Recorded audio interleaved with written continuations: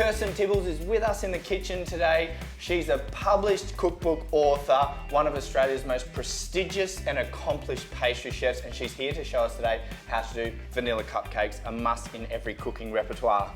It's an easy one, but most people absolutely love those flavour combinations, vanilla. What's your trick to doing the perfect vanilla cupcake? It's actually a little bit of creme fraiche, but Creme we'll get to fraiche? that. So what we do to start with, which is really quite simple, is we're going to put sugar in the mixer. Can you do this with an electric beater at home? You can, but it does take some time. So as long as you've got Bit the of arm elbow strength, grease. yeah, it's no problem. So we're going to put some eggs in there now, 4 eggs. So we're going to add those eggs in there, and we're going to whisk that till it's really light and creamy together with the vanilla. So the basis of a good cupcake starts at this stage here.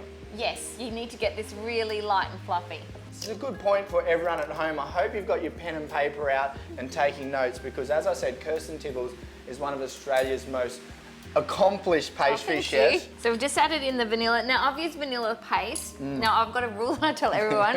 If you don't have vanilla bean or vanilla paste, don't use essence. Don't use essence. It's synthetic, it's not natural. So always go for the paste or the bean.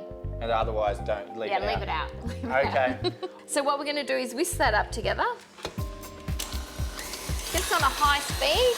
And you've got to leave that for a good 5 to 10 minutes till it's really light and creamy. Great. Next we're going to melt the butter. Butter? I can do that, Kirsten. Going to put that on the stove. And this is really nice and light and creamy, which is exactly what we want. So we can take this off the mixer now. So that's also going to help the vanilla cupcakes rise, isn't it? It is, because all that air that we've incorporated expands in the oven with heat, and that's what gives us the lift. We've got a little bit of help with some baking powder, but it's a combination of the two that makes them really light and nice to eat and not dense and rubbery. It's almost like a fail-safe, isn't it? Having the two backups of raising At least agents. feels like cheating a little bit. So now we're going to fold through the dry ingredients. So we've got some plain flour that we've pre-sifted. So not all of it at once, and we put the baking powder in as well. If we add it all in at once, we can knock all the air out. So when you're folding, so I like to just use my spatula and go around, so go right through to the base. So don't whisk it or don't stir it too heavily, so we maintain all of that air that we've incorporated. It's such a delicate art form, isn't it? You can't be rough and get in there and pound it and make it all fall down flat, because then you'll lose that delicate texture that you were trying to achieve. Fold that through, and then we're going to add our magic ingredient, which keeps it nice and moist, which is the creme fraiche. The creme fraiche. So we're going to spoon that in and then fold that through. This is going to add a beautiful taste, a little bit of acidity, and it's going to make the cupcakes really moist. So I'm just going to gently fold that through. So we want to maintain as much air as possible.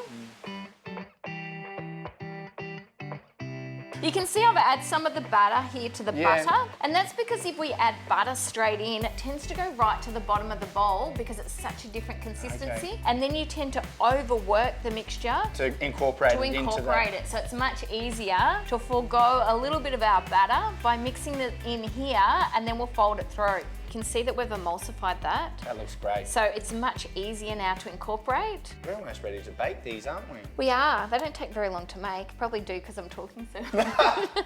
So we're ready to go into the cupcake tin now. Perfect. So I use baking paper rather than actually just spraying them and using the patty pan. Okay. I think the patty pan looks very commercial and this looks very rusty. Very rusty. And you can even get baking paper now that's brown. So I've just sprayed vegetable oil there, which you don't need because this is a non-stick tin, obviously. But it helps these stick in. Oh, you can smell the vanilla coming out, and that's why you always say use paste or pods. Don't use the essence. Don't use essence. Sorry. So we're going to scrape that in. Now the tricky part is try not to get it on the sides. Okay. Is it in soufflés where they say don't get it on the sides because it'll stop it rising? Is it the same in this? No. If you get it on the side, it will burn and it can drop back into your cake. Ah. And because we're going to keep the papers on when we serve them, we want them to look nice and clean. So it's just a cleanliness thing. We're going to fill these up evenly and then we're going to place them in the oven.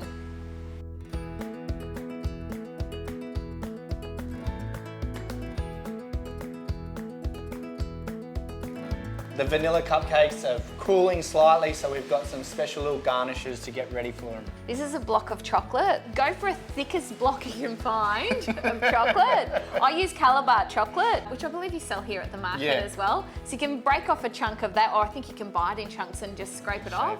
Or just get something that is as thick as possible, otherwise it'll break every time you go to scrape it. Yep, so what we're gonna do, if you don't mind, I promise I won't cut you for just popping your finger there. If this was Emma, I'd just say no, but I trust you.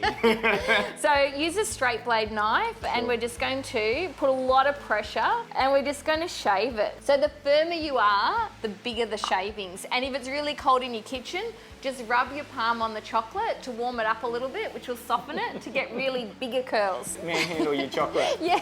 Oh, look at that one. That's beautiful. And it doesn't have to be cold. No, it's better if it's not. The colder it is, the smaller the shavings will be. So the warmer it is, the bigger they are. And you can see that I'm applying a lot of pressure to get those really nice big curls. There we go. I think that should do us. Get these cupcakes because they're cooled down lovely, and look at these. What would you say, they almost doubled in size? Yeah, about double in size. That's the aeration that we put in at the start and a combination of that and the baking powder. We're leaving them in the cupcakes? Well, I like to leave them this. This is going to keep them moister for longer, and I think it looks quite nice as a finishing touch. Not to mention you just get one of these on the run.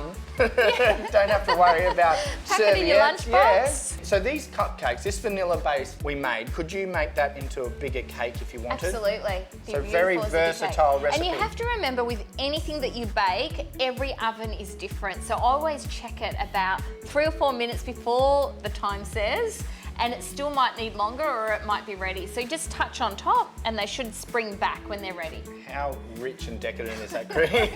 Too much? Just a little bit of cream. Never, you can never have too much cream. And then garnish with chocolate shaving? No, we're going to do cocoa powder first. Now I'm using a Dutch cocoa powder. So it's had alkaline added to it, and what that does is it makes it darker. If you just buy cocoa powder and it doesn't say Dutch process or Dutch, it'll be quite light in colour. This is easier to actually swallow. So this mixes easily with moisture, where the non-Dutch cocoa powder is very, very difficult if you eat a truffle or something with it on. Bit of a dry mouth. Yeah, it is. It gives you that dry throat sort of feeling. So we're just going to give these a light dust. How lovely does that look? And something so simple. These are the finishing touches you're talking about to the pastries and desserts that you make. Yes, so we've got the shavings now. You can add some on, don't be shy. I'm almost too scared to touch these. I know you have called them vanilla cupcakes, but this is a lot more decadent than anything I'd make. It's so easy to make. That's what I love about these things. That's it. That's it. Can we have one? Can I? We have our finished cupcake. Just peel it back. Look at that beauty. So simple, a vanilla cupcake recipe everyone needs. You do need to create one at some stage when you're in the kitchen, and then finished off with that lovely cream and chocolate shavings. This is the thing kitchen dreams are made out of. Thank you. And look at that.